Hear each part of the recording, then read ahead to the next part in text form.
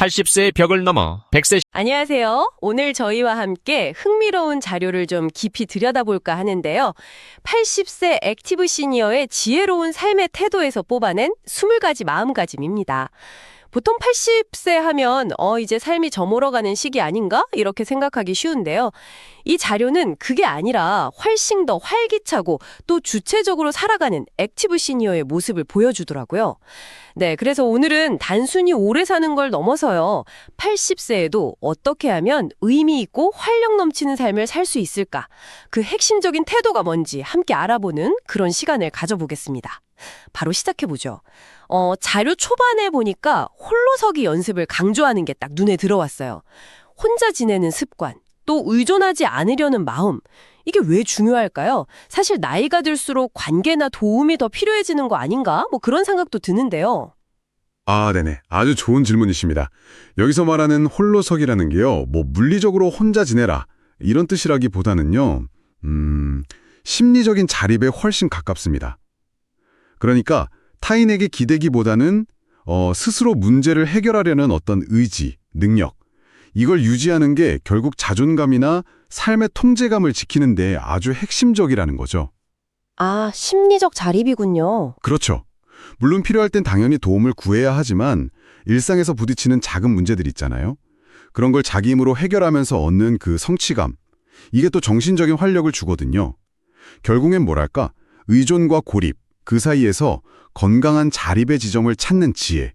네, 그렇게 볼 수 있겠습니다. 네, 건강 얘기로 넘어가 보면요. 젊을 때보다 더 많이 움직이라, 특히 걷기를 생활화하라는 조언. 이게 참 인상 깊었어요.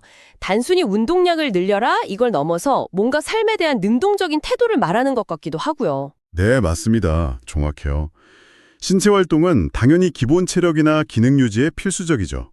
근데 여기서 조금 더 주목해야 할 부분은 어떻게 움직이느냐, 특히 안전하게 움직이는 방법을 강조한다는 점이에요. 아, 안전하게요? 네. 나이가 들면 반응 속도 같은 게 예전 같지 않을 수 있잖아요. 그걸 인지하고 조급함보다는 신중함, 여유, 이걸 가지는 게 중요해요. 이게 단순히 느리게 움직이라는 뜻이 아니라 내 몸 상태를 잘 알면서 의식적으로 안전하게 움직이는 거. 뭐랄까, 일종의 마음 챙김 같은 태도죠. 결국 신체 건강관리도 이런 정신적인 태도란 딱 연결이 되는 겁니다. 그렇군요. 신체 능력에 대한 그런 현실적인 인식이 다음 주제인 겸손과도 좀 이어지는 것 같아요. 체력이나 기억력을 과시하지 말라는 조언이 나오는데 이게 그냥 자랑하지 말라는 뜻일까요? 아니면 좀 더 깊은 의미가 있을까요? 그리고 외로움을 피하지 말고 마주하고 즐기라는 부분. 이것도 상당히 도전적으로 들리던데요. 그렇죠. 노화라는 자연스러운 변화를 받아들이는 그 겸손함이요. 타인과의 관계를 편안하게 만드는 건 물론이고요. 자기 자신과의 관계도 건강하게 만들어줍니다. 불필요한 경쟁심이라던가 과거에 대한 집착 같은 거에서 벗어나서 현재를 받아들이는 태도죠. 네. 외로움에 대해서도 비슷해요. 외로움을 그냥 부정하거나 도망치려고만 하기보다는 혼자 있는 시간을 어떻게 의미 있게 보낼까, 이걸 배우는 게 중요하다는 겁니다. 새로운 취미를 찾거나 조용히 생각하는 시간을 갖거나 하면서 오히려 내면의 힘을 기를 수 있거든요. 이게 더 깊은 고독감이나 소외감으로 빠지는 걸 막는 굉장히 적극적인 대처 방식인 셈이죠. 현실적이긴 한데 쉽지는 않을 것 같아요. 감정을 다스리면서 어떻게 그런 상황을 넘길 수 있을까요? 글쎄요, 쉽지 않죠. 네. 근데 이게 감정을 그냥 억누르라는 뜻은 아니고요. 상황을 좀 더 넓은 시각에서 보려는 지혜를 발휘해보라는 의미에 가깝습니다. 그게 그 사람 개인의 문제일 수도 있고, 세대 차이일 수도 있고, 내가 어떻게 할 수 없는 외부 요인일 수도 있다는 걸 이해하려는 노력하는 거죠. 아, 이해하려는 노력이군요. 네. 물론 친구의 죽음 같은 깊은 슬픔은 충분히 슬퍼하고 애도해야겠죠. 하지만 동시에 자료에서는 또 다른 이야기도 해요. 새로운 관계를 만들려는 노력, 예를 들어 취미 활동이나 요즘에는 온라인 커뮤니티도 많잖아요. 그런 걸 통해서 삶의 연결성을 계속 유지하면서 고립되지 않으려는 노력도 필요하다고요. 그러니까 감정에 그냥 휘둘리기보다는 상황을 좀 이해하고 능동적으로 대처하는 힘, 이걸 강조하는 거죠. 마지막으로 배려와 존중에 대한 태도들이 나오는데요. 공치사하지 않기, 모든 일에 감사하기. 그리고 심지어 칭찬하는 말도 조심스럽게 건네라는 조언까지 있더라고요.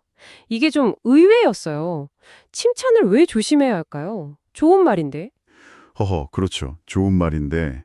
근데 이게 칭찬 자체를 하지 말라는 게 아니고요. 말의 진정성, 그리고 그 말이 상대에게 미칠 영향, 이걸 좀 고려하라는 뜻에 가깝습니다. 때로는 그냥 의례적으로 하는 칭찬이 공허하게 들릴 수도 있고요. 또 상대방 상황이나 감정에 안 맞는 칭찬은 오히려 부담을 줄 수도 있잖아요. 아, 그럴 수 있겠네요. 네. 마음과 다른 말은 삼가라는 조언도 있는데 결국 핵심은 진심에서 우러나오는 소통이에요. 내가 뭘 해주고 나서 생색내지 않고 작은 일에도 감사할 줄 알고 또 상대방을 배려해서 신중하게 말하고 이 모든 게 결국은 더 깊고 건강한 관계를 만드는 밑거름이 된다. 뭐 이런 점을 강조하고 있는 거죠. 네, 그래서 이 20가지 마음가짐을 쭉 관통하는 핵심을 보면요. 결국 신체, 정신, 사회, 정서적 건강을 다 아우르는 어떤 균형 잡힌 삶의 태도라고 할 수 있습니다. 스스로 삶의 주체로 딱 서고 주체성, 또 변화는 자연스럽게 받아들이고 수용, 세상이나 사람들과 건강하게 연결되고 연결, 또 신중하고 진정성 있게 소통하는 세심함. 이런 지혜가 80세에도 활기찬 삶을 살 수 있게 하는 동력이다. 이걸 보여주는 것 같아요. 네, 오늘 이야기 나눠보니까 정말 80세라는 나이가 끝이 아니라 그간의 경험과 지혜를 바탕으로 삶을 더 능동적으로 가꾸어 나가는 새로운 장이 될 수 있겠다. 그런 생각이 드네요. 자, 그럼 마지막으로 이 마음가짐들을 한번 되새겨 보시면서요. 청취자 당신께 질문을 하나 던져보고 싶습니다. 지금 당신의 나이와 상황에서 삶에 대한 능동적인 참여 감각을 조금이라도 더 키우기 위해서 오늘 당장 시작할 수 있는 아주 작지만 구체적인 행동 한 가지, 그게 무엇일지 한번 생각해 보시면 어떨까요? 오늘 저희와 함께 이렇게 깊이 있는 이야기 나눠주셔서 시대의 새로운 지혜와 마음의 힘. 2024년 5월 일본에서 출간되어 베스트셀러 1위를 차지한 80세의 벽이라는 책은 노년의 삶과 건강에 대한 우리의 고정관념을 송두리째 흔들었습니다. 이 책은 80세의 벽을 슬기롭게 넘어서면 인생에서 가장 행복한 20년을 마주할 수 있다고 역설하며 고령화 사회를 살아가는 우리에게 새로운 관점과 용기를 제시합니다. 1946년생인 저에게 80세는 과거에는 생로병사의 마지막 단계처럼 느껴졌던 나이였습니다. 하지만 100세 인생이라는 말이 흔해진 오늘날 문득 저에게도 20년의 새로운 시간이 주어질 수 있다는 희망에 사로잡히곤 합니다.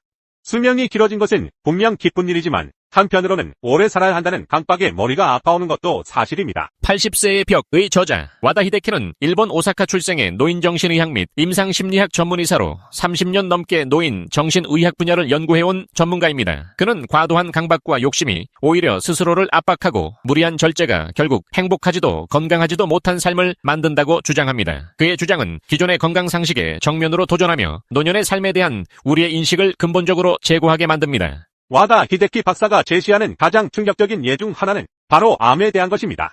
그는 80세가 넘으면 누구나 몸속에 암이 있다고 단언합니다. 많은 사람이 암에 대한 공포를 가지고 필사적으로 암에 걸리지 않도록 노력하지만 나이가 들면 오히려 이를 자연스럽게 받아들이는 것이 중요하다는 의미입니다. 그가 오랫동안 근무했던 요쿠오카이 병원은 노인 전문 병원으로 이곳에서 해마다 100명가량의 시신을 해부하고 연구한 결과 몸속에 심각한 질병이 있음에도 생전에는 알지 못한 채 다른 질병으로 사망한 사례가 적지 않다는 사실을 알게 되었습니다. 암도 그중 하나였습니다. 특히 85세 이상의 유해를 부검해보면 거의 모든 사람에게서 암이 발견된다는 사실은 80세가 넘으면 암이 우리 몸의 자연스러운 일부가 될 수 있음을 시사합니다.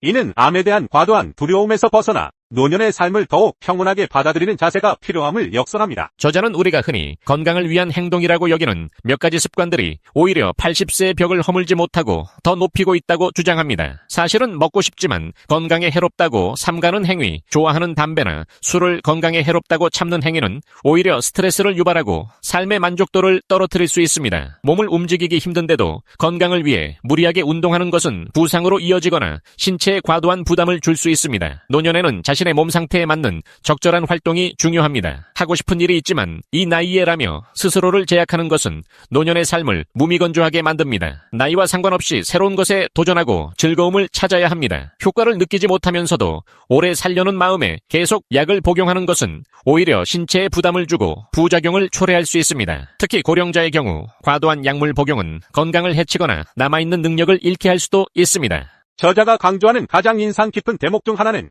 80세가 넘으면 건강검진은 하지 않아도 된다는 주장입니다. 물론 건강검진을 통해 암 등을 조기에 발견하기도 하지만 건강검진의 기준이 되는 정상 수치가 정말로 정상인지는 의심해볼 여지가 있다는 것입니다. 사람마다 어떤 수치가 정상인지는 다를 수 있으며 특히 대학병원 등지에서 근무하는 의사들이 검사 수치만 보고 환자의 실제 상태를 보지 않는 경향을 비판합니다. 수치를 정상에 맞추려고 약을 먹다가 오히려 건강을 해치거나 수명을 단축하는 사례가 적지 않다는 저자의 오랜 경험은 우리에게 많은 것을 시사합니다. 흔히 요즘을 100세 시대라고 부르지만 저자는 단순하게 얼마나 오래 살았느냐가 아니라 선진국에서 실제로 활동하며 건강하게 산 기간을 나타내는 건강 수명이 평균 수명보다 더 중요한 지표라고 강조합니다. 일본의 2020년 통계를 보면 평균 수명은 남성 82.6세, 여성 87.7세인 반면 건강 수명 평균은 남성이 72.6세, 여성이 75.3세입니다. 이는 남자는 9년, 여자는 12년간 누군가의 손길이 필요하거나 침대에서 생활해야 한다는 의미입니다. 아무리 오래 살 수 있다고 해도 건강 수명이 늘지 않으면 결국 누군가의 도움 없이는 생활할 수 없는 기간만 길어질 뿐이라는 저자의 지적은 우리에게 어떻게 살 것인가에 대한 근본적인 질문을 던집니다. 그렇다면 80세의 벽은 높고 두텁지만 허물 수 없을까요? 저자는 다음과 같은 지혜를 제시합니다. 싫어하는 것을 억지로 참기보다는 좋아하는 일을 하며 삶의 즐거움을 찾아야 합니다. 일하는 방식에 있어서도 돈이나 효율만을 따지기보다 자신의 경험이나 지식을 살려 누군가를 돕고 사회에 도움이 된다는 사실에 더 가치를 두는 것이 중요합니다. 먹고 싶다는 것은 몸이 요구하는 것이므로 체중 조절을 위해 먹고 싶은 음식을 참으면 오히려 영양 부족으로 노화가 촉진되어 스스로 수명을 깎는 결과를 초래할 수 있습니다. 고령자에게서 콜레스테롤 수치가 다소 높거나 몸무게가 과체중인 경우에 더 오래 산다는 연구 결과들도 있습니다. 혈압과 혈당을 낮추는 약물은 동맥경화를 방지하고 심혈관 질환의 위험을 낮추지만 대개 이런 약들은 신체에 나른함을 불러오고 활력을 떨어뜨릴 수 있습니다. 특히 고령자의 경우 암 제거는 필요하지 않다. 암 치료는 수술이든 화학치료든 몸에 심각한 부담을 줄 수밖에 없습니다. 통증이 심하거나 음식물을 섭취하지 못하는 상태가 아닌 이상 제거하지 않는 것이 좋습니다. 특히 80세가 지난 고령자는 수술할 필요가 없는 경우가 많습니다. 나이가 들면 들수록 암은 진행이 느려지고 쉽게 전이되지 않기 때문입니다. 담배의 폐해는 나이가 들수록 줄어든다. 담배를 계속 피웠는데도 80세까지 산 사람이라면 앞으로 금연하든 흡연하든 수명에는 큰 차이가 없을 수 있다는 주장도 제시됩니다. 자동차 운전은 계속하는 편이 좋다. 운전할 자신이 없으면 하지 않으면 그만이지만 굳이 운전면허증을 반납할 필요는 없다고 봅니다. 자신이 할 수 있는 일을 스스로 포기하지 않는 것이 중요합니다. 221쪽밖에 안 되는 이 책에서 저자는 인생에는 다양한 의미의 오르막과 내리막이 있으며 오르막에서도 내리막에서도 행복은 생각하기 나름이라고 말합니다.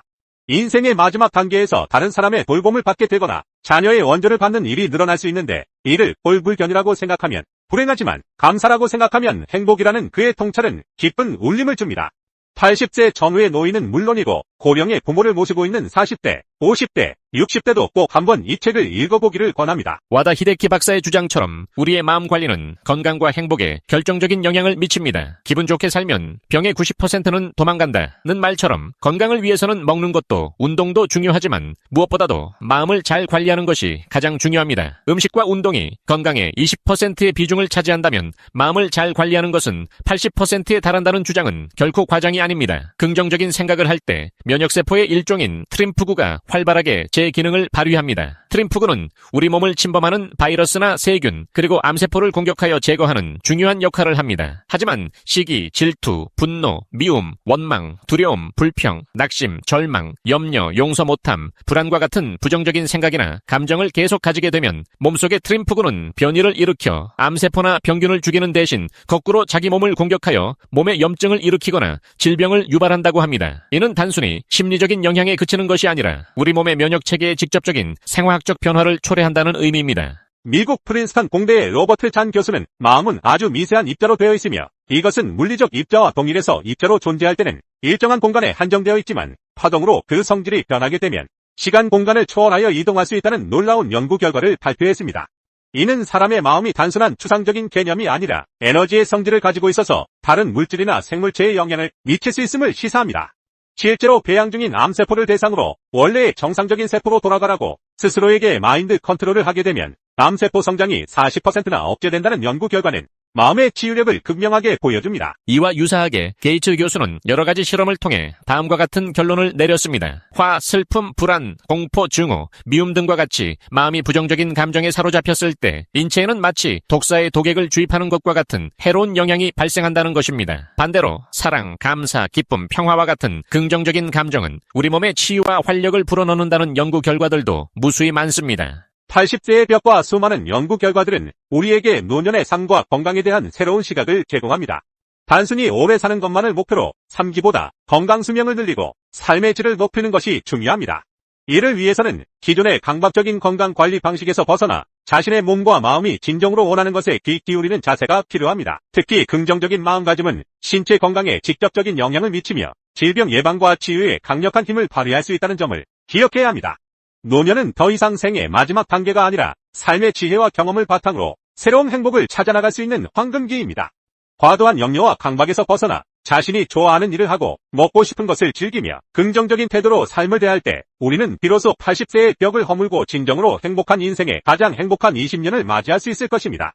결국 우리의 건강과 행복은 외부의 기준이나 의학적인 수치에 갇히는 것이 아니라 우리 마음이 만들어내는 태도와 선택에 달려있다는 것을 깨닫는 것이 중요합니다. 왜 성필원이 세상에 존재해야 하는가? 왜 무가 아니고 유여야 하는가? 세상에 성필원이라는 존재가 없다고 가정해보자. 그렇다면 아무런 법칙도 존재하지 않을 것이다. 결국 법칙도 어떤 것이기 때문이다. 아무 법칙도 존재하지 않는다면 모든 것이 허용될 것이다. 모든 것이 허용된다면 무는 용납되지 않을 것이다. 따라서 무는 그 자체를 용납할 수 없다. 그러므로 성필원은 이 세상에 존재해야 한다. 철학 문제, 증명